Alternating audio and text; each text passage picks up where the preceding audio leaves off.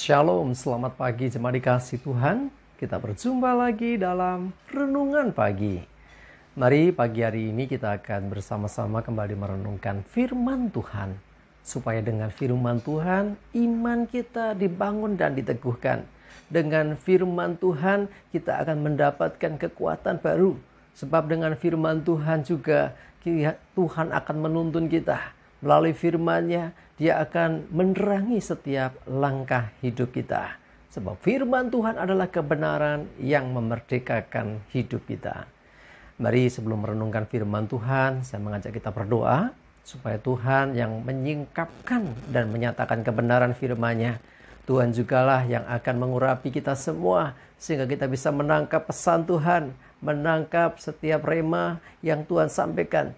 Dan kita mengerti akan firman-Nya serta melakukan kebenaran firman Tuhan dalam hidup kita. Mari kita berdoa. Bapa di surga, kami datang ke hadirat-Mu, menaikkan segala puji syukur atas segala rahmat anugerah, berkat, penyertaan, pertolongan-Mu dalam hidup kami.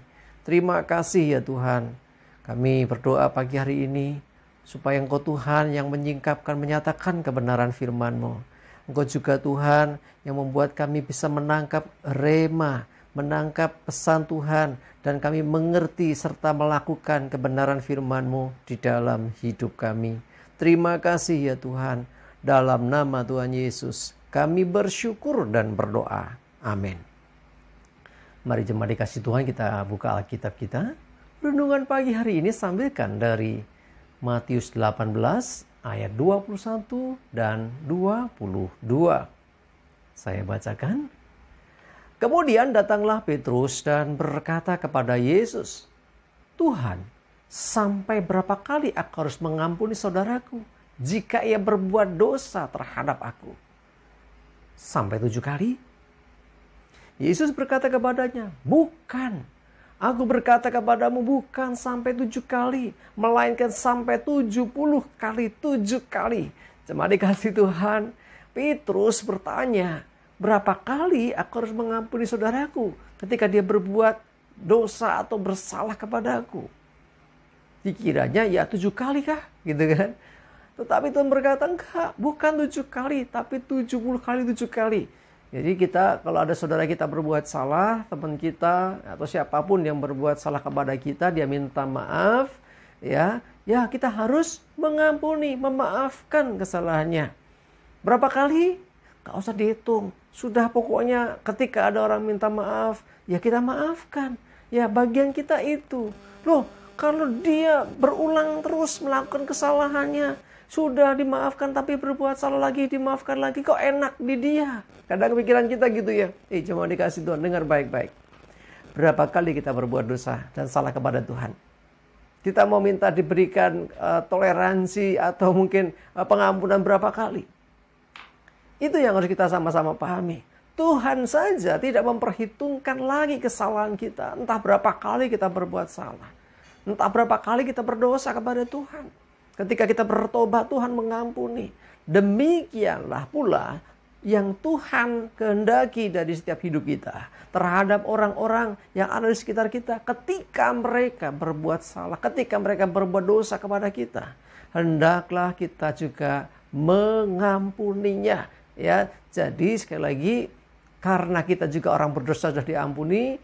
Berapa banyak dosa kita gak terhitung tentunya. Siapa yang bisa ngitung dosanya sendiri? Gak bisa. Ya, dari dulu sebelum kenal Tuhan sampai sekarang pun seringkali kadang masih jatuh dosa juga. Ya, tetapi yang diinginkan Tuhan adalah pertobatan kita tentunya. Ketika kita meminta ampun bertobat, Tuhan mengampuni. Tetapi perhatikan, bagaimana dengan orang lain yang bersalah kepada kita? Tuhan ingin supaya kita selalu juga melepaskan pengampunan itu. Jadi jangan pelit dengan pengampunan dengan alasan, tuman nanti, ya gitu ya.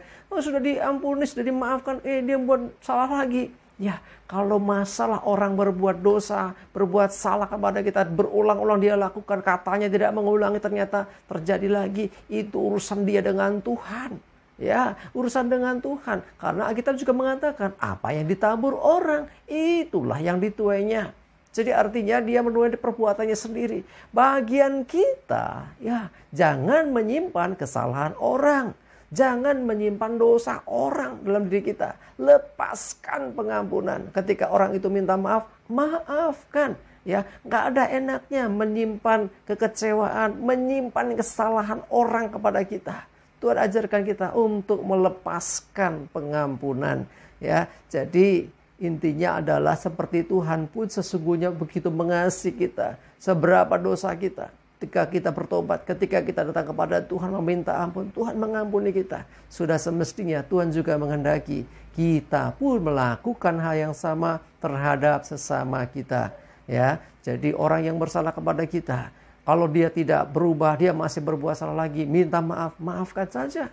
Jangan disimpan di hati. Aku kecewa dia, udah.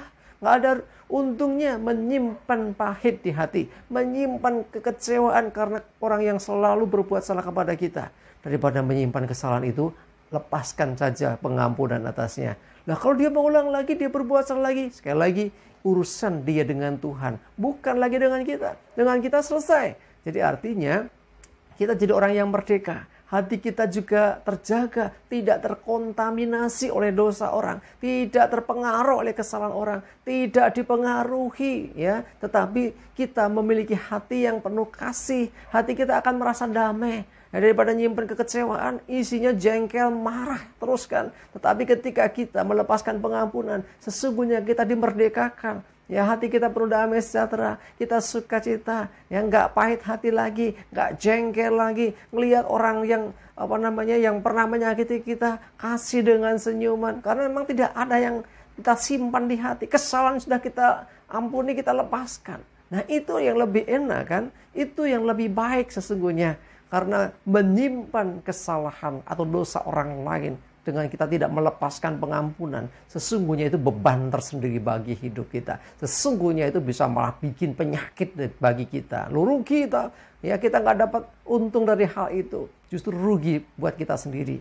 Mari jemaat dikasih Tuhan, kalau ada saudaramu, sesamamu, sahabatmu, siapapun, biasanya orang yang dekat dengan kita ya, berbuat salah, lepaskan pengampunan. Jangan simpan kesalahan orang itu. Sebab Tuhan pun juga demikian terhadap kita. Ketika kita bertobat, Tuhan mengampuni dan Tuhan tidak mengingat lagi segala dosa kesalahan kita. Amin. Kita berdoa.